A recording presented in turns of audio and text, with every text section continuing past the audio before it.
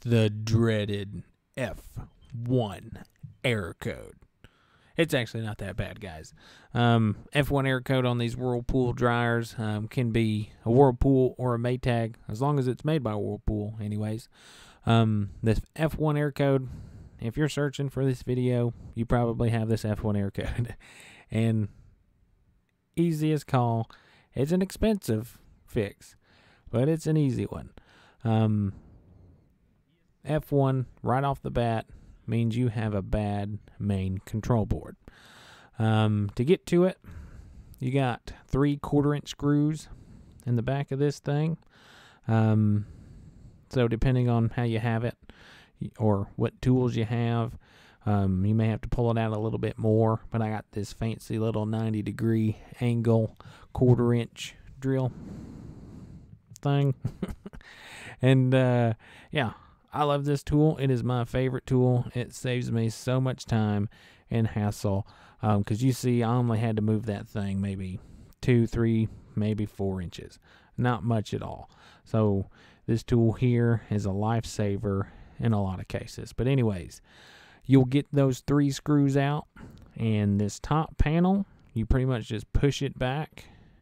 There's these little slides that pretty much hold it in the spot at the front, and yeah, you pull her back and she comes right out.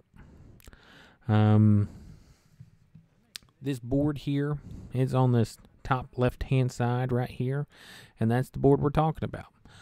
There's 1 screw holding it in, and a clip on the bottom of it, and I'll show you guys all about that here in a few.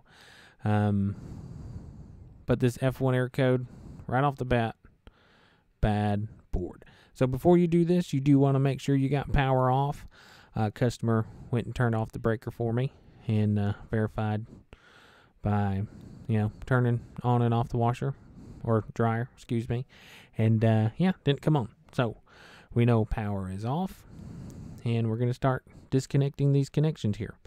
If you guys want, you guys can snap a picture of it just to make sure you guys get it back in the right spots.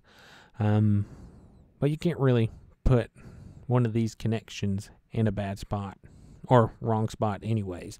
So me, I don't worry about it anymore. When I first started, I took pictures just because I was scared to death I'd do something wrong. So, I mean, it wouldn't hurt if you want to snap a picture just to make sure you get everything in the right spot. So, anyways, going to get off all these connections here. And then after that, there's 1 1/4-inch screw, and you can't see it in the position that it's in, but that's where that 190-degree tool comes in handy, and you'll see what I'm talking about in a second. And oh yeah, this connection right here is a stubborn one. Always is, always has been, and it probably will be a pain for y'all too if you're watching this and you're replacing this thing. If you're replacing the board, I go ahead and use a screwdriver, try and pop that thing off. You might get lucky and be able to grab it with some channel locks or something like that to break that thing free, but it's going to be a booger for you, probably. But that screw I was telling you about, that's where it's located, pretty much in the middle of that board on the far side, and that tool just fits in nicely. I mean, if I didn't have that tool, it'd probably take me, it'd probably add an extra 30 minutes to an hour to my workday. But anyways, get that screw out, and there's a tab, because you'll notice when you get that screw out, like, hey, this thing still ain't coming out, like, what's going on here? There's a little tab on the bottom of it that you have to push in, and I'm going to show you guys what I'm talking about. Well, I'm going to show you the screw first. That's where the screw goes that you'll have to get, and there's a hole down there in the sheet metal that it goes in. And boom, there's the tab.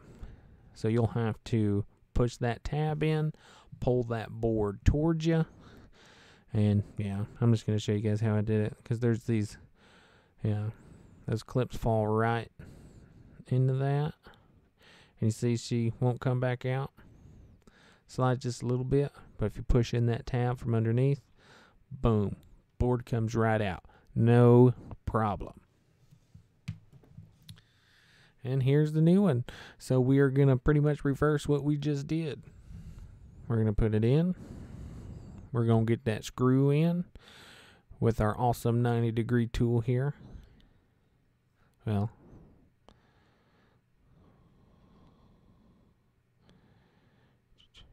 oh, I'm going to put the wiring on first. And this is where you would refer to your picture if you took one, just to make sure, you know, you get everything back in the right spot. But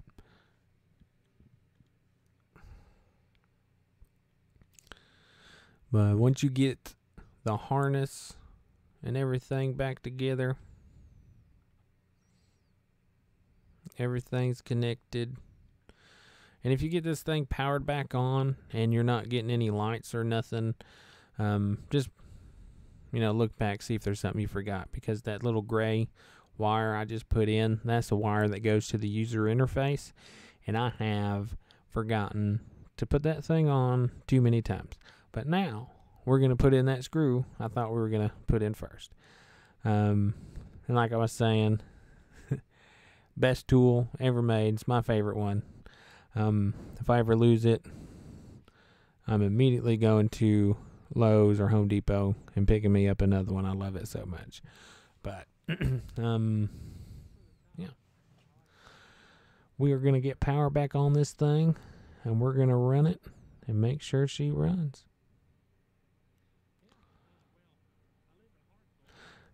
Customer's turning power on for me right now, I believe. So we'll give it a second here. Turn her on. Run her. Boom, we got the F2. No, I'm just kidding. But sometimes you can. If you get an F2 right after you put in a new board, that means you need to get a new user interface too. That's happened to me before. Customer didn't like it. I didn't blame them.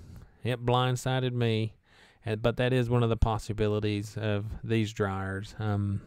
I will say I've probably replaced this board over the last 5 years, maybe 20, 25 times, and that has only happened to me once. So if you're doing this yourself and you're getting this F1 air code, I would try it. I really would. It's worth it. I mean, if you look at the tech sheet on this thing and you look at the F1 air code and the paperwork, it's going to tell you bad main control. There's nothing to do but replace that main control. Nothing. This dryer is telling you what's wrong with it, so just listen. But that's it. F1 air code on a Whirlpool Duet dryer. That's pretty much it. You get that top panel back on, get those through screws back in, and that's it. But anyways, if you guys do this, let us know in the description below if it worked for you or if you get that F2. I've only ran into that once, like I was saying before. That F2 popped up right after I put in a new main board. So, yeah, just let us know in the description. I'd be curious to know. Yeah, one other thing. This board it comes with a cord charge, depending on where you get it from. Like if you get it from a local supplier, it's got a green sticker on the box, and that just means they'll charge you $50 to $60 extra if you don't return it. If you do return it, you get that money back, of course. That's how cord charges work. So if you've ever worked on a car and you've had to, I don't know, take back the alternator or something, cord charge of it, or a battery, it's pretty much the same thing. They want these boards back so they can have more of them for a longer amount of time, which I agree with. But they'll charge you $50 to $60 if you want that extra one. But that's it, guys. I appreciate y'all watching. I hope this has helped. And, yeah, give me a like, subscribe. Y'all take care.